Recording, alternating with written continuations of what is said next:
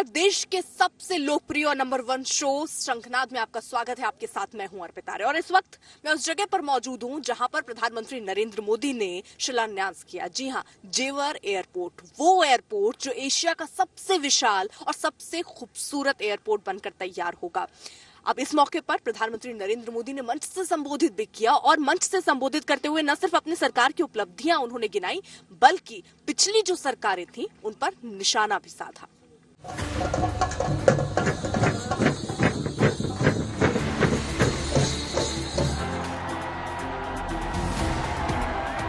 भारत माता की। Noida international airport शिलान्यास माननीय प्रधानमंत्री महोदय के कर कमलों द्वारा बटन दब गया। एक ऐसा एयरपोर्ट जो देश की शान बनेगा, एक ऐसा एयरपोर्ट बनेगा जिससे रोजगार बढ़ेगा। ऐसे ही एशिया के सबसे बड़े एयरपोर्ट बनाने की शुरुआत बेहद रंगारंग और शानदार तरीके से हुई। पीएम मोदी ने ग्रेटर नोएडा के जेवर में बनने वाले इंटरनेशनल एयरपोर्ट का शिलान्यास कर दिया। पीएम ने बटन दबाया, पर्दा सरका और शुरुआत हो गई एशिया के सबसे बड़े एयरपोर्ट के बनने की। एशिया का सबसे बड़ा एयरपोर्ट। पीएम मोदी ने इस आधारशिला के साथ ही उत्तर प्रदेश में बीजेपी के सत्ता में लौटने की आस की भी आधारशिला रखी है।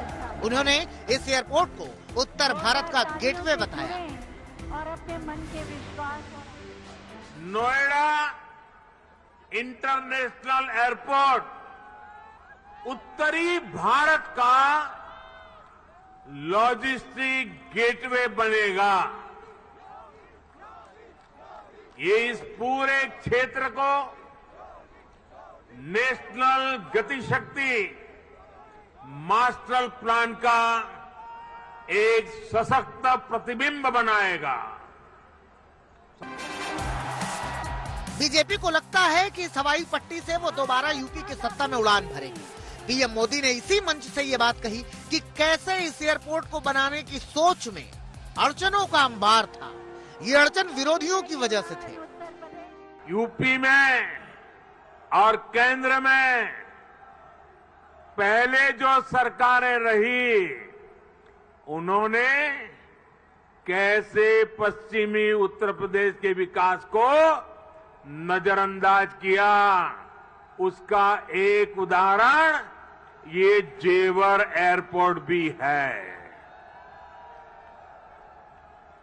2 दशक पहले यूपी की भाजपा सरकार ने इस प्रोजेक्ट का सपना देखा था, लेकिन बाद में ये एयरपोर्ट अनेक सालों तक दिल्ली और लखनऊ में पहले जो सरकारें रही, उनकी खींचतान में उलझ रहा।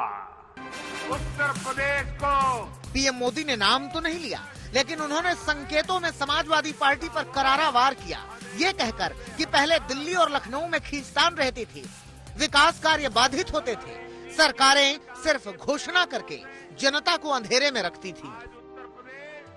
पहले राजनीतिक लाभ के लिए आनन फानन में रेवड़ियों की तरह इंफ्रास्ट्रक्चर प्रोजेक्ट की घोषणाएं होती थी, कागजों पर लकीरें खींच दी जाती थी, लेकिन प्रोजेक्ट्स जमीन पर कैसे उतरेंगे, अड़चनों को दूर कैसे करेंगे, धन का प्रबंध कहां से करेंगे, इस पर विचार ही नहीं होता था। इस कारण से प्रोजेक्ट दशकों तक तैयार नहीं होते थे, घोषणा हो जाती थी। प्रोजेक्ट की लागत कई गुना बढ़ जाती थी, फिर बहानेबाजी शुरू होती थी, देरी का ठिकरा दूसरों पर फोड़ने की कसरत होती थी। पीएम मोदी ने एयरपोर्ट की आधारशिला ऐसे वक्त में रखी है जब सर पर उत्तर प्रदेश का चुनाव है। इस एयरपोर्ट के जरिए पश्चिमी यूपी की 70 से ज्यादा सीटों पर जीत का प्लान तो बुना ही जाएगा। साथ ही एयरपोर्ट को 2024 में तैयार कर देने का लक्ष्य है। जाहिर सी बात है कि 2024 के चुनाव में भी इस एयरपोर्ट के नाम पर राजनीति उड़ान भरेगी। और ये बात पीएम ने ये कहकर पुख्ता कर दिया कि अगर प्रोजेक्ट में देरी हुई तो सजा के तौर पर जुर्माना भी लगेगा। सुनिश्चित कर रहे हैं कि प्रोजेक्ट अटके नहीं, प्रोजेक्ट लटके नहीं, प्रोजेक्ट भटके नहीं। हम ये सुनिश्चित करने का प्रयास करते हैं कि तय समय के भीतर ही इंफ्रास्ट्रक्चर का काम पूरा किया जाए। देरी होने पर हमने जुर्माने का भी प्रावधान किया है। मोदी सरकार जेवर एयरपोर्ट को पश्चिमी यूपी का जेवर बनाने में जुट गई है। ये एक ऐसा मेगा प्रोजेक्ट होगा जिससे पश्चिमी यूपी का काया पलट होने की उम्मीद की जा रही है। मेरे पीछे अगर आप तस्वीरें देखेंगे तो लोग कितने उत्साहित है। ये जो भीड़ है ये सुबह से ही जुटनी शुरू हो गई।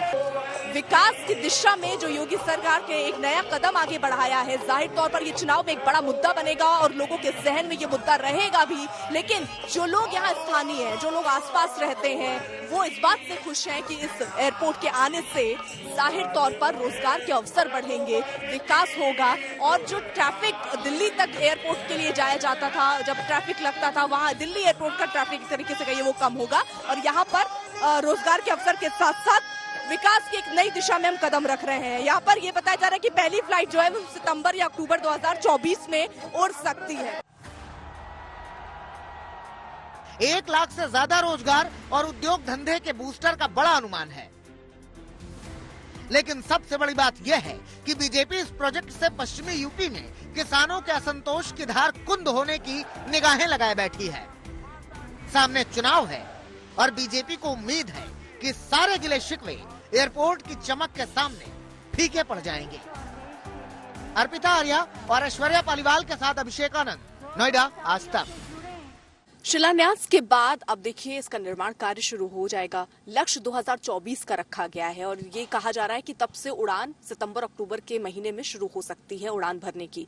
लेकिन इसी के साथ साथ अब इसकी अहमियत कितनी है, इसकी खासियत कितनी है और ये जो एयरपोर्ट बनकर तैयार होगा इसमें कितनी लागत आएगी और किन मायनों में ये बहुत खास है, इस रिपोर्ट के जरिए हम आपको बता रहे हैं। देखिए।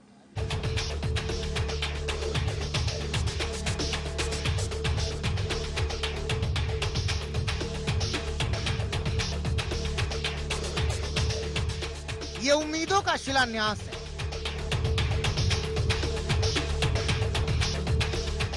ये पश्चिमी यूपी में विकास की उड़ान। दुनिया के चौथे सबसे बड़े एयरपोर्ट के लिए हिंदुस्तान ने कदम बढ़ा दिया है। जेवर एयरपोर्ट सिर्फ एक एयरपोर्ट नहीं है, बल्कि ये अपने साथ विकास का दम भरेगा, रोजगार पैदा करेगा। न सिर्फ उत्तर प्रदेश बल्कि उत्तर भारत के लिए ये एयरपोर्ट एक बहुत बड़ी उम्मीद है।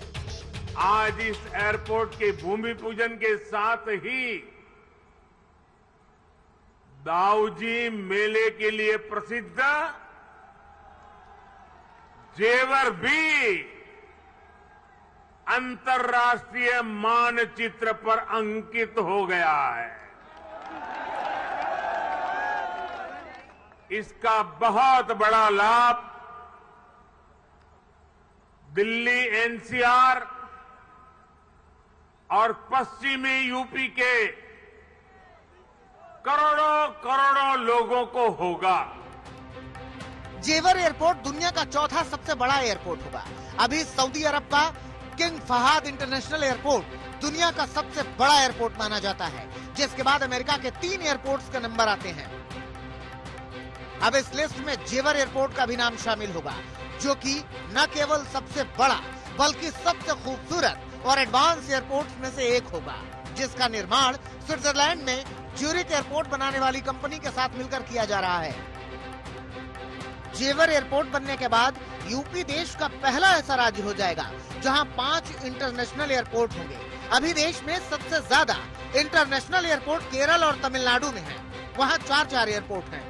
यूपी के कुशीनगर और अयोध्या में इंटरनेशनल उड़ान अगले साल तक शुरू हो जाएगी, जबकि वाराणसी और लखनऊ में पहले से ही इंटरनेशनल एयरपोर्ट एक्टिव है। दिल्ली एयरपोर्ट पर बढ़ने वाला ट्रैफिक और नोएडा के आसपास के इलाकों में एयर यात्रा करने वालों की बढ़ती संख्या पिछले काफी वक्त से परेशानी का सबब बनी हुई थी। इसके बनने से दिल्ली एयरपोर्ट का एयर ट्रैफिक लोड कम होगा। उड्डयन मंत्रालय की रिपोर्ट के मुताबिक करीब 35,000 यात्री दिल्ली से नोएडा एयरपोर्ट की तरफ जाएंगे। जिस तरीके से दिल्ली में दक्षिण दिल्ली और गुड़गांव की प्रगति हुई है, इस एयरपोर्ट के तहत आने वाले समय में उत्तर प्रदेश में नोएडा, ग्रेटर नोएडा, गाजियाबाद और समूचे यमुना एक्सप्रेसवे के इर्द गिर्द क्षेत्र में प्रगति और विकास आएगी। 1 लाख रोजगार के अवसर सृजन हो पाएंगे और उसी के साथ साथ 60,000 करोड़ रुपए का निवेश आएगा। फैक्ट्रियां लगेंगी। हमारी जो उत्तर प्रदेश है, जो धार्मिक प्रदेश है, आने वाले समय में एक औद्योगिक प्रदेश में परिवर्तित इस एयरपोर्ट के सहित भी हो पाएगी। बीजेपी अब इस एयरपोर्ट के रास्ते चुनावी जंग में उतरेगी और जाहिर तौर पर ये एक बड़ा मुद्दा होगा जिसे लेकर चुनावों में बीजेपी उतरने की तैयारी कर रही है। आज जब मुख्यमंत्री योगी आदित्यनाथ मंच पर पहुंचे तो उन्होंने वहां से सिर्फ विकास की बात नहीं की, उन लोगों का विरोध भी किया जो इस चुनाव में जिन्ना का जिक्र करते हैं। रिपोर्ट देखिए। बटन दबते ही एक नए युग का शुभारंभ, शिलापट का अनावरण।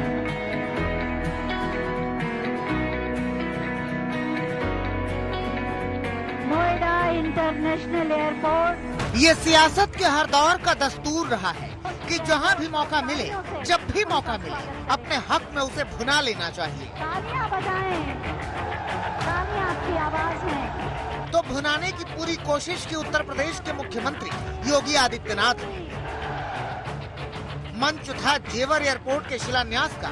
विकास की बातें होनी थी, रोजगार की बातें होनी थी, व्यापार की बातें होनी थी, लोगों के सहूलियत की बातें होनी थी, तरक्की की उम्मीदों को आकाश में उड़ान भरवाने की बातें होनी थी। मगर ये मुआ चुनाव जो कराए सो थोड़ा, तो तरक्कियों, रोजगारों, व्यापारों और उम्मीद की उड़ानों के बीच जिन्ना आ गया।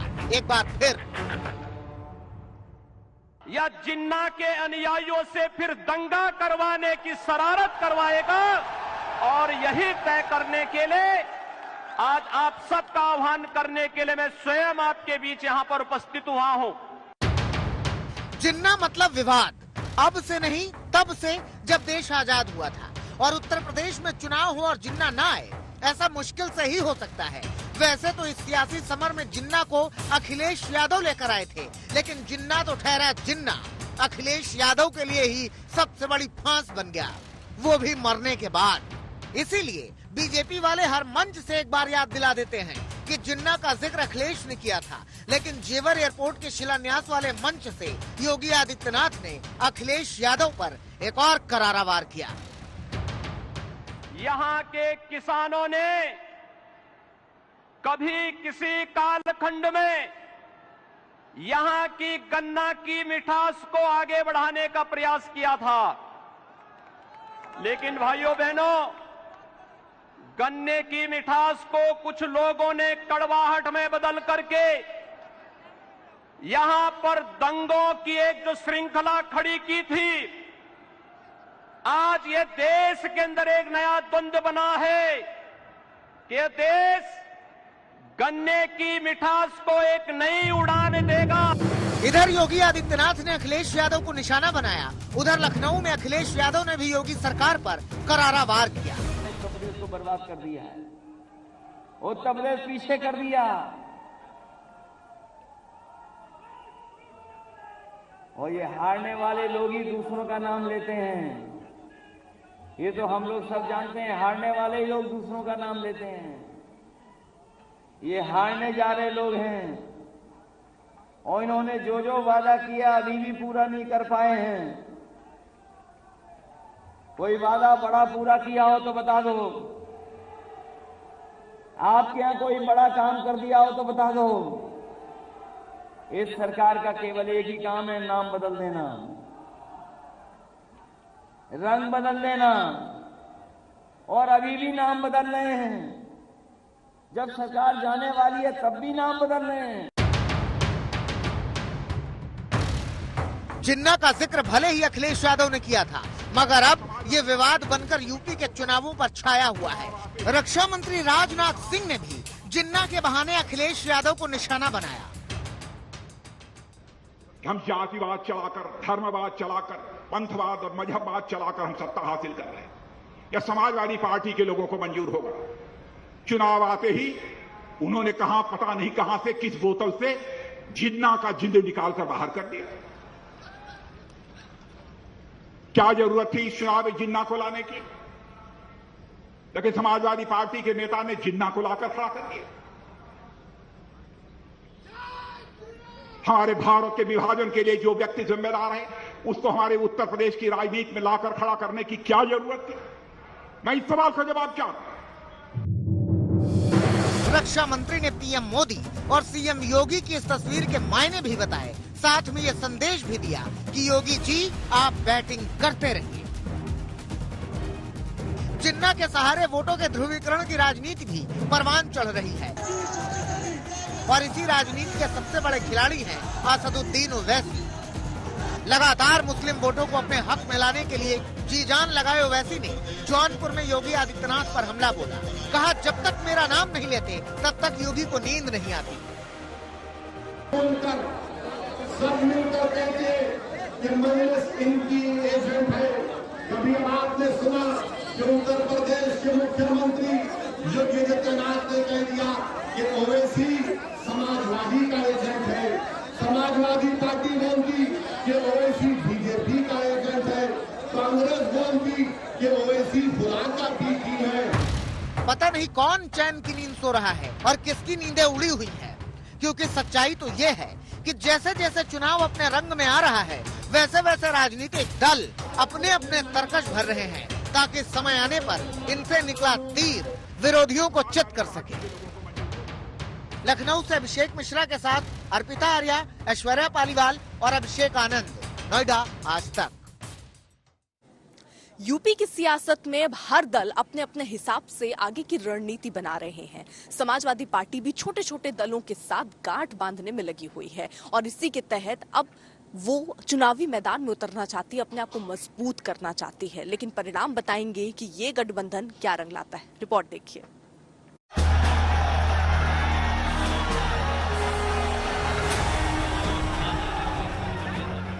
ये उत्तर प्रदेश की सियासत है। 18 करोड़ की आबादी तय करती है कि लखनऊ के सिंहासन पर कौन बैठेगा। जहां हर जाति का अपना खेल है, धर्म एक वोट बैंक है, क्षेत्र के अपने अपने मुद्दे हैं। बात जब सियासत की हो तो समीकरण विकास पर हावी हो जाते हैं। ऐसे में यूपी में बीजेपी की आंधी के खिलाफ अब अखिलेश ने छोटे छोटे राजनीतिक दलों को अपना हथियार बनाने की ठानी है। आज अखिलेश यादव नोनिया चौहान समाज की महारैली में शामिल हुए, जहां चौहान समाज को न्याय दिलाने का भरोसा दिया और योगी सरकार पर जमकर निशाना साधा। भारतीय जनता पार्टी की ऐतिहासिक हार होगी। इतनी बड़ी हार भारतीय जनता पार्टी ने कभी देखी नहीं होगी। जितनी चौहान समाज के लोग अगर आगे आ जाएंगे तो उन्हें ऐतिहासिक हार दिलाने का काम करेंगे। इसलिए बहुत और भी सवाल हैं, बहुत बड़े बड़े सवाल हैं जिसमें समाज को, देश को भारतीय जनता पार्टी ने उलझा दिया है। इनके पास नफरत के अलावा कोई और चीज नहीं है। नफरत के अलावा कोई राजनीति नहीं करते ये। इसलिए आज जब आप लोग यहां पर आए हैं लखनऊ में, ये देश की राजधानी है, यहां की तहजीब गंगा जमुनी रही है, यहां भाईचारा रहा है, यहां सब मिलकर के रहे हैं। यही हमारी संस्कृति रही है। इस संस्कृति को कोई खत्म करना चाहता तो वो भारतीय जनता पार्टी के लोग हैं। नोनिया चौहान समाज पहले मायावती के साथ था, फिर इसने बीजेपी का रुख किया और अब इसे अखिलेश यादव की समाजवादी पार्टी में उम्मीदें नजर आ रही हैं। देखिए भाई साहब, मेरा पूरा समाज विगत 4 चुनाव से भारतीय जनता पार्टी को 90% 95% वोट करता था और उत्तर प्रदेश के 150 सीटों पर इस समाज का एक व्यापक वोट है और जीत हार तय करता है। और चंदौली से मुझे जबरदस्ती भाजपा के लोगों ने हराने का काम किया था 10,000 वोट से। मेरा पूरा समाज आज के समय में जनवादी पार्टी के नेतृत्व में खड़ा है और 2022 में समाजवादी पार्टी को वोट करके समाजवादी और जनवादी गठबंधन की सरकार बनाने का काम करेगा। पिछले चुनाव में अखिलेश ने बड़ी पार्टियों के साथ हाथ मिलाया। पहले 2017 में राहुल के साथ अखिलेश की जोड़ी फ्लॉप हुई, तो वहीं 2019 के लोकसभा चुनाव में मायावती के साथ मिलकर बनाई गई जोड़ी मोदी लहर में उड़ गई। ऐसे में अखिलेश इस बार छोटे दलों के साथ हाथ मिलाकर बड़ा उलटफेर की उम्मीद लगाए बैठे हैं। लखनऊ के रमाबाई मैदान में सपा अध्यक्ष अखिलेश यादव ने अपने कुनबे को बढ़ाते हुए सोशलिस्ट पार्टी के संजय चौहान के साथ महारैली की। इस रैली में बीजेपी पर निशाना साधा और साथ में अलग अलग दलों की भागीदारी की बात कही।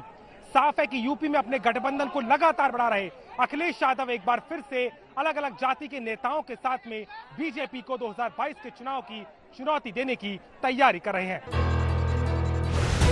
पश्चिमी यूपी के लिए आरएलडी के जयंत चौधरी, पूर्वी यूपी के लिए सुहेल देव भारतीय समाज पार्टी के ओम प्रकाश राजभर, कुशवाहा शाक के मौर्य वोट के लिए महान दल, कुर्मी वोट के लिए अपना दल कमेरावादी की कृष्णा पटेल, दिल्ली यूपी के सीमाई इलाके के लिए आम आदमी पार्टी की केजरीवाल। बात बहुत आगे बढ़ी है, बहुत जल्दी और दलों को साथ लाने का काम करेंगे। संजय चौहान जी बैठे हैं, इनका भी दल हमारे साथ है। विकल्प के रूप में हम सब दिखाई दे रहे हैं। ये पीला रंग, लाल रंग, सफेद और नीला, अभी आपने एक और नीला रंग देखा, हरा रंग, सब मिल गए, एक साथ हो गए हैं। ये है अखिलेश की रणनीति। कुछ विरोधियों को साथ लाने की तैयारी है तो कई अपनों को भी मनाने की कोशिशें जारी है। चाचा शिवपाल की वापसी को लेकर माथापच्ची चल रही है, तो वहीं आज राजा भैया मुलायम सिंह यादव से मुलाकात करने लखनऊ पहुंचे। जनसत्ता दल लोकतांत्रिक पार्टी बनाने वाले राजा भैया ने इससे पहले ऐलान किया था कि वो यूपी की 100 सीटों पर चुनाव लड़ेंगे, तो वहीं योगी आदित्यनाथ के खिलाफ कोई प्रत्याशी नहीं उतारा जाएगा। ऐसे में अब ये मुलाकात यूपी में ठाकुर वोट पर भी समाजवादी पार्टी की घुसपैठ का इशारा कर रही है। हालांकि राजा भैया ने इस मुलाकात को पूरी तरह से गैर राजनीतिक बताया। होती रहती थी, कोविड के कारण उसमें व्यतिक्रम नहीं हो सकती और हर जन्मदिन पे हमेशा आते रहते। इस बार जन्मदिन के दिन हम बाहर थे, तो प्रणाम करने, अपनी शुभकामनाएं देने आए। इसके कोई और निहितार्थ पर नहीं कर। सर इस बार कुछ और खास है, क्योंकि सर सामने चुनाव है, सर कुछ बातचीत हुई सर? चुनाव अलग से बोला जाएगा जब। भले ही यूपी में सीटों की संख्या के पैमाने में ये पार्टियां छोटी नजर आती हैं, लेकिन यही दल खेल बिगाड़ने और बनाने का आधार होते हैं। यही वजह है कि जाति समीकरण साधने के लिए बीजेपी अपना दल और निषाद पार्टी जैसे छोटे दलों से हाथ मिलाकर बड़ा कमाल दिखा चुकी है। और अब अखिलेश यादव 2022 के लिए छोटे छोटे दलों के साथ मिलकर बड़ा उलटफेर का प्लान बना रहे हैं। लखनऊ से अभिषेक मिश्रा के साथ आज तक ब्यूरो।